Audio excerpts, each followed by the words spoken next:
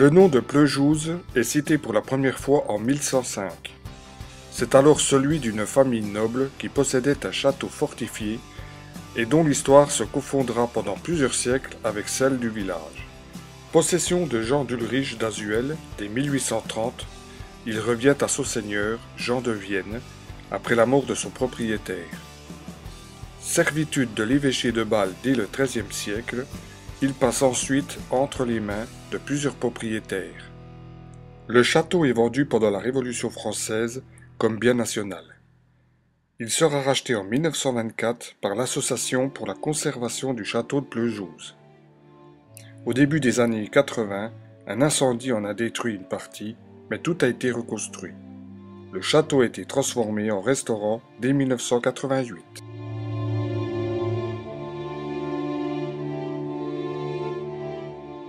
Le baron Walter, père d'Ali d'Azuel, ordonna ses fiançailles avec Robert de Malroche. Mais elle aimait en secret un preux chevalier, nommé Husson de Pleujouz. La tête appuyée sur l'épaule de son fiancé, elle lui assurait « Plutôt mourir que d'être la femme de Robert de Malroche ». Ils décidèrent tous deux de fuir. Le baron Walter, alerté, décida de partir à leur recherche. La poursuite s'engagea. Un archer tendit son arc. Une flèche siffla et atteignit Ali, qui, telle une fleur coupée, tomba sur l'herbe couverte de rosée. Husson mit pied à terre, combattit bravement, mais succomba sous le nombre. Une coupe de lance le transperça de part en part, et il s'affaissa à côté de sa douce aimée.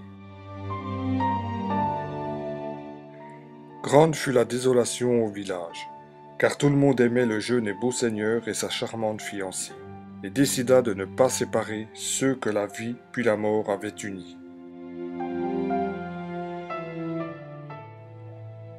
Alors si vous passez un jour, entre le vieux chemin bordé de noisetiers qui conduit aux ruines de Pleujouz et la route qui se dirige vers Charmoille, arrêtez-vous auprès d'un tertre fleuri, surmonté d'une croix de bois.